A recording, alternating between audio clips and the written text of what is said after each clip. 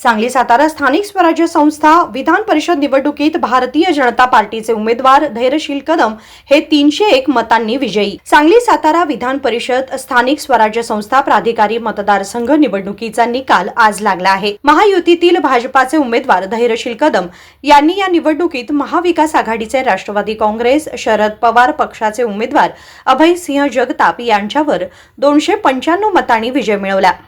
या निवडणुकीत 895 एकूण मतदार होते। त्यापैकी 894 मतदारांनी प्रत्यक्ष मतदान केले। त्यातील 885 मते वैध ठरली तर 9 मते अवैध ठरली आहेत। या 885 मतांपैकी 591 मते धैर्यशील कदम यांना तर 294 मते अभय सिंह जगताप यांना मिळाली आहेत आणि धैर्यशील कदम हे 294 मतांनी विजयी झाले। वास्तविक या निवडणुकीत महाविकास आघाडी आणि महायुतीचे बलाबल पाहता महायुतीचा उमेदवार एकतर्फी निवडून येणे अपेक्षित होतं, कारण महायुतीकडे 650 मते होती। त्या तुलनेत महाविकास आघाडीकडे 193 मते होती तर 53 मते अपक्षांची होती।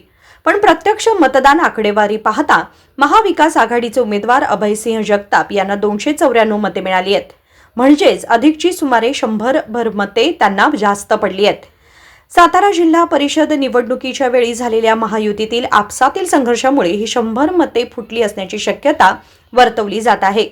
उपमुख्यमंत्री एकनाथ शिंदे यांनी जरी त्यांच्या पक्षातील नाराजांची समजूत काढून डॅमेज कंट्रोल करण्याचा प्रयत्न करत महायुतीच्या उमेदवारालाच मतदान करण्याचा दम भरला असला तरीही काही नाराज सदस्यांनी महाविकास आघाडीच्या उमेदवाराला मतदान करून आपली नाराजी दाखवली आहे, हे स्पष्टपणे दिसून येत आहे। आज सांगली सातारा विधान परिषदेच्या निवडणुकीचा निकाल लागला।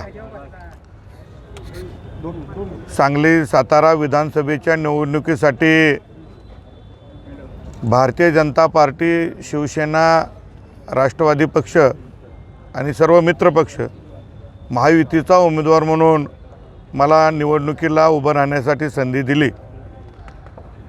या निवडणुकीमध्ये आज सर्व नगरसेवक, जिल्हा परिषद सदस्य, पंचायत समितीचे सभापती यांनी महायुतीवर भरभरून विश्वास ठेवून मला विजय केलं।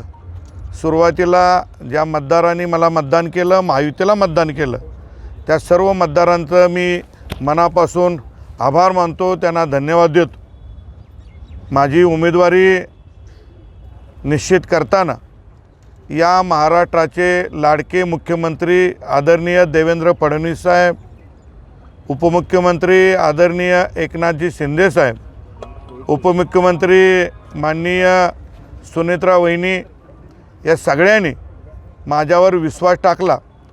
विशेषतः महाराष्ट्राचे प्रदेशाध्यक्ष आदरणीय रवींद्र चव्हाण साहेब, पूर्व प्रदेशाध्यक्ष आदरणीय चंद्रशेखरजी बावनकुळे साहेब, आमच्या जिल्ह्यातील सातारा जिल्ह्यातील चारही मंत्री, विशेषतः आमचे सगळ्यांचे मार्गदर्शक नेते खासदार छत्रपती उदयनराजे भोसले, बांधकाम मंत्री आदरणीय शिवेंद्रराजे भोसले, साताऱ्याचे पालकमंत्री आदरणीय शंभूराजे देसाई साहेब, आदरणीय नामदार मकरंद पाटील आबा, त्याचप्रमाणे ज्यांनी खरं तर या निवडणुकीची सगळी सूत्र हातात घेतली ते आमचे नेते मार्गदर्शक नामदार ग्रामविकास मंत्री जयकुमार गोरेभाऊ, सांगलीचे पालकमंत्री आदरणीय चंद्रकांतदादा पाटील, या सगळ्यांनी माझी उमेदवारी निश्चित केली।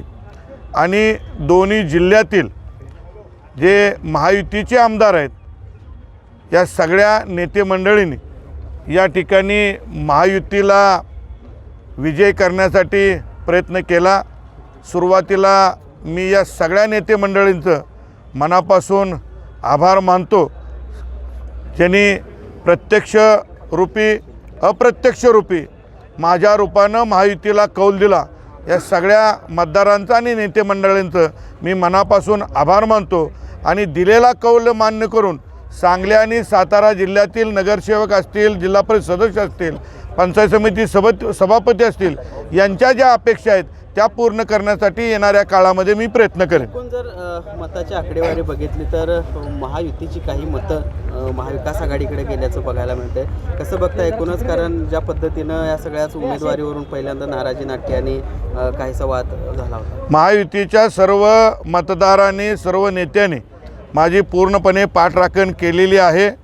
काही वैयक्तिक कोणाची नाराज असेल ती तपासावी लागेल, परंतु महायुतीची मतं फुटली असं म्हणणं अतिशय अयोग्य आहे.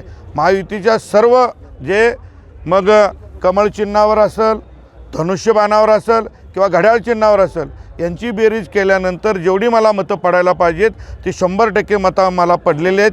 त्यामुळं महायुतीची मतं फुटली असं म्हणणं अयोग्य आहे. जगताप यांनी सांगितलेलं आहे की 100 मतं महायुतीची फुटली. नाही, ठीक आहे. साहेब, त्यांचा दावा असा आहे की महायुतीचे अनेक मतं आमच्याकडे येण्यासाठी तयार होती, मात्र वरिष्ठ आणि शेवटच्या क्षणी मोठा दबाव या सगळ्या नगरसेवकांवर आणला. विशेषतः आमची मंत्रीपदं वाचवण्यासाठी तरी मतदान करा अशा पद्धतीची विनवणी या मतदारांना करावा लागेल असा जगतापांचा आरोप आहे. नाही, जगतापांचा आरोप काय, ते सुरुवातीपासूनच भावनिक शब्दाचा मारा करत होते आणि भावनेवर ते इलेक्शनला सामोरे गेले होते.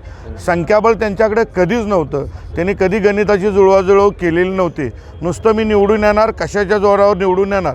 शेवटी जी मतं पडली, तुम्ही खात्रीशीर कधी पण बेरीज मारा, जी ही आमच्या चिन्हावर निवडून आलेले नगरसेवक आहेत त्यांची 100% मतं मला पडलेली.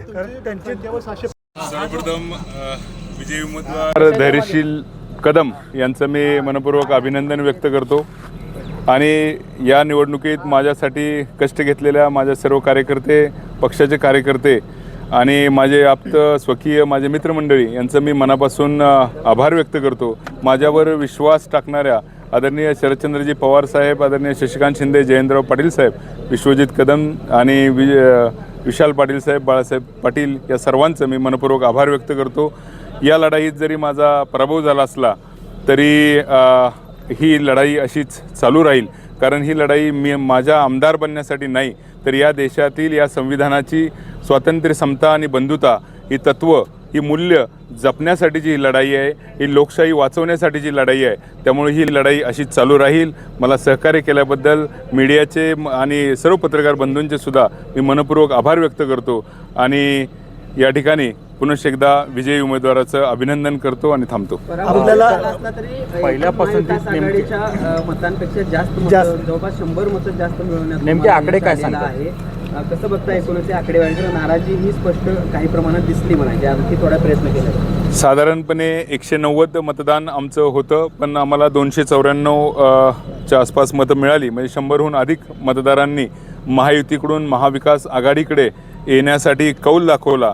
यावरूनच दिसतं की महाविकास आघाडीकडे येण्यासाठी सुद्धा या ठिकाणी मतदार इच्छुक आहेत आणि भविष्यात महाविकास आघाडी नक्कीच आणखी चांगला परफॉर्मन्स करेल असं मला खात्री आहे. साताऱ्यातली नाराजी तुम्हाला दिसली काय? जो का जिल्हा परिषदला झालेला होता प्रकार राडा, त्यावरनं नाराजी दिसली आणि त्याचा फायदा आपल्याला मतदानामध्ये झाला का? सातारच्या जिल्हा परिषद राड्यानंतर राष्ट्रवादी काँग्रेस आणि शिवसेनेच्या मतदारांमध्ये प्रचंड नाराजी होती, परंतु दोन्ही मंत्र्यांची मंत्रिपदं महत्त्वाची असल्यामुळं त्यांनी दबाव टाकून खऱ्या अर्थानं मतदारांना आमची मंत्रिपदं शाबूत राहावीत म्हणून तरी निदान महायुतीच्या उमेदवाराला मतदान करावं असं आव्हान केलं आणि त्या आव्हानाला मतदारांनी प्रतिसाद दिला आणि त्यांच्या नेत्यांची मंत्रिपदं टिकवण्यासाठी मतदारांनी महायुतीच्या उमेदवाराला मतदान केल्याचं दिसतंय.